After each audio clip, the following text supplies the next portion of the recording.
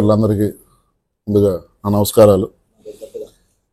YSRCP party నాయకుడు మాజీ ముఖ్యమంత్రి జగన్మోహన్ రెడ్డి ఈరోజు ఉదయం మీడియా వేదికగా మాట్లాడుతూ పవన్ కళ్యాణ్ గారి మీద కార్పొరేటర్కి ఎక్కువ ఎమ్మెల్యేకి తక్కువ అని మాట్లాడటం చాలా హాస్యాస్పదంగా ఉంది. ఇదే జగన్మోహన్ రెడ్డి గతంలో మాట్లాడినటువంటి మాటలకి ప్రజలు అసహ్యించుకొని చీత్కరించి ఈరోజు వై నాట్ 170కి 175కి 175 అంటే ప్రజలు ఇచ్చినటువంటి సీట్లు 11. ఈరోజు ప్రతిపక్ష హోదా లేదు. కనీసం ప్రతిపక్ష హోదా రావాలంటే అందులో 10% ఉండాలి 175లో. ఈరోజు ప్రతిపక్ష హోదా నాకు కావాలని అడుక్కునే స్థాయికి నువ్వు దిగజారావు.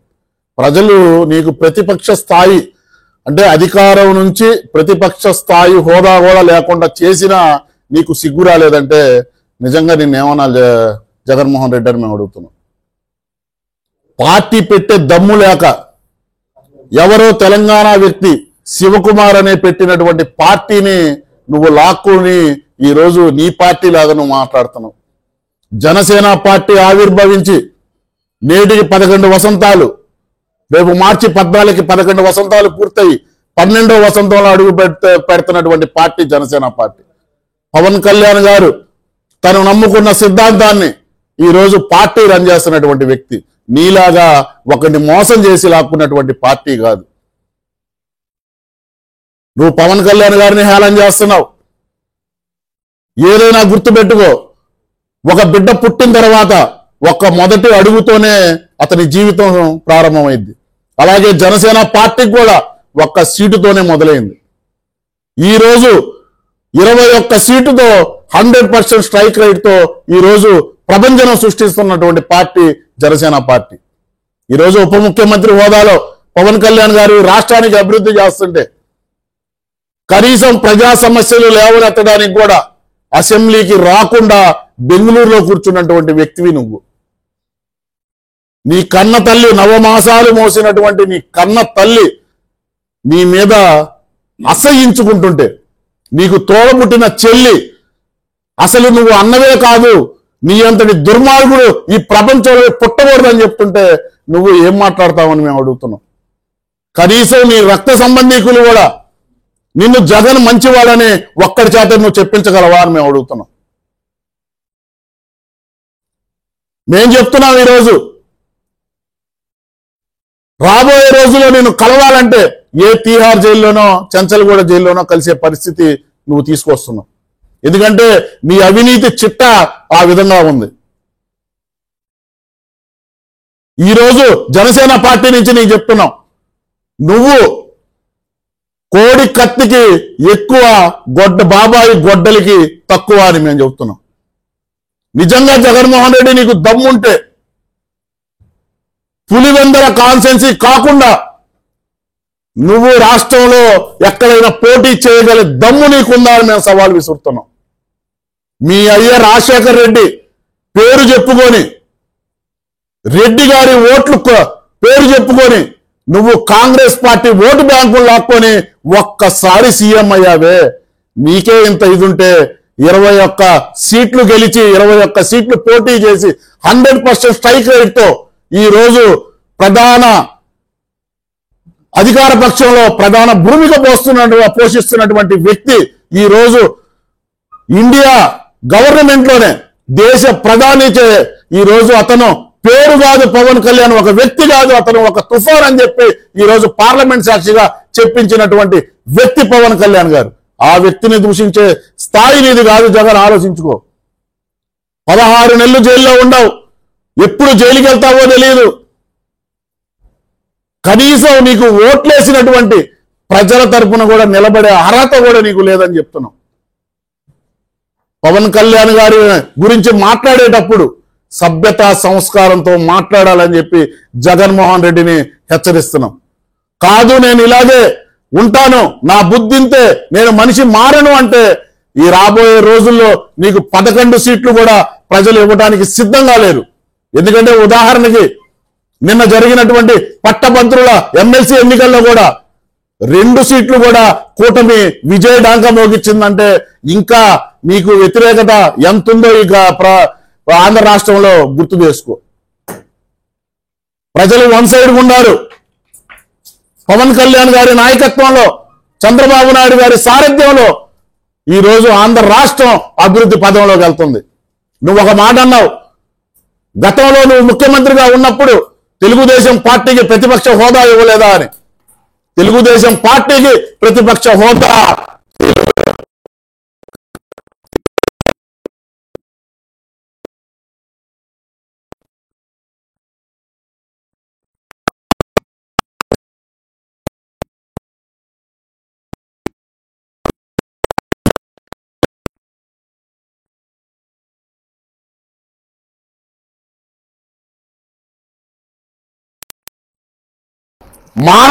ఏమాత్రం ఉన్నా నువ్వు అసెంబ్లీకి రాకుండా ప్రజల పన్నులతో కట్టే డబ్బులు నువ్వు ఎందుకు తీసుకుంటున్నావని మేము అడుగుతున్నాం.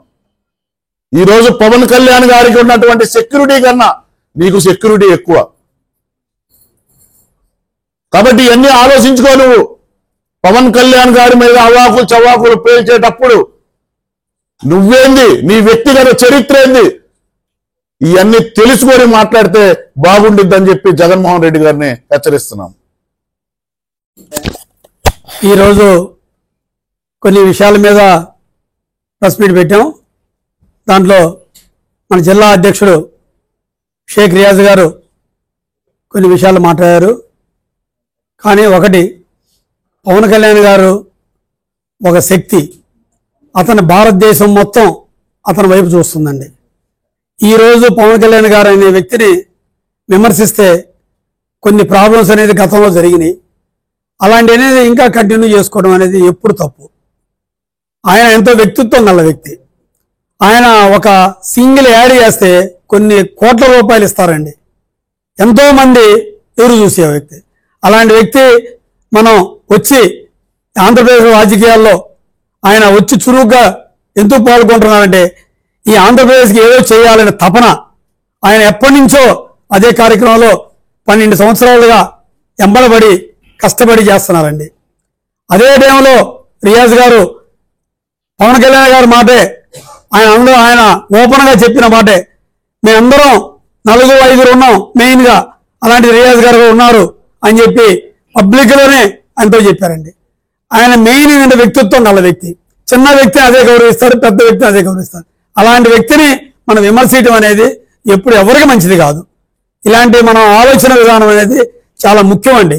ఎందుకంటే రేపు 14వ తారీఖు జరిగే బహిరంగ సభ మీరు చూడండి. ఇండియా మొత్తం, నాటి ఇండియా, ప్రపంచంలో ఉన్న తెలుగు వాళ్ళందరూ ఒకే వైపు పిఠాపురం వైపు చూస్తారు. ఎందుకంటే ఎవరిని రమ్మని చెప్పి సొంతగా పిలవట్లా, ఎవరికి వాళ్ళే మా దగ్గరికి ఎంతో మంది వస్తున్నారు. ఆ పాసులు కావాలి సార్, మేము వస్తాం, మేము బస్సులు పెట్టుకొని వస్తాం, మేము వస్తామని అందరూ ఎవరికి వాళ్ళే వస్తున్నారు. ఎందుకంటే ఆయన ఒక వ్యక్తి, ఆయన ఎప్పుడు మంచితనానికి ఒక నిదర్శనం. అలాంటి వ్యక్తి పవన్ కళ్యాణ్ గారంటే ఆయన ఉన్న బ్రాండ్ అనేది అది మనం చెప్పలేం దాని విలువ. రేపు 14వ తారీఖు ఆయన చేసే విలువ ఆ పిఠాపురంలో మీరు వచ్చేదానికి మీరందరూ చూడండి. ఎందుకంటే మనిషిని విమర్శించే ముందు ఒకసారి మనం ఆలోచించుకోవాలి. అతని క్యారెక్టర్ ఏంది, అతని విషయం ఏంది, అతని వ్యక్తిత్వం కలవడా కాదా అనేది చూసుకుంటే మనకు బాగుంటుంది. మనం ఎప్పుడూ పెద్దవాళ్ళతో మనం మాట్లాడేటప్పుడు కానీ, ఒక హోదాలో ఉన్నప్పుడు కానీ ఏ రోజుకి ఆ రోజేనండి.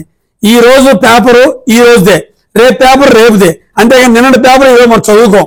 ఈ రోజు వ్యక్తిత్వంగా ఆయన ఉప ముఖ్యమంత్రిగా ఆయన ఎంతో సేవలు చేస్తా పంచాయతీరాజ్ సమస్యని, దాని ఎన్నో సమస్యలు ఉన్నాయి, ఆ సమస్యలని మొత్తాన్ని ఈరోజు 1 by 1గా చేస్తున్నారండి. నిన్న బడ్జెట్లో కూడా ఎంతో ముందుకు తీసుకెళ్తున్నారు, ఎంతో డిస్కస్ చేస్తున్నారు. ఎన్డీఏ కూటమితో ఎంతో బాగా కలిసి ఉన్నారు. ఈ రోజు ఎన్డీఏ కూటమిని బలపరిచింది పవన్ కళ్యాణ్ గారు అండి. దయచేసి అతను ఇలాంటి వ్యక్తుల్ని విమర్శించడం అనేది ఎప్పుడు కరెక్ట్ కాదు. అందుకని మీ అందరికీ ఇంకొకసారి తెలియజేస్తున్నాము. జై జనసేన.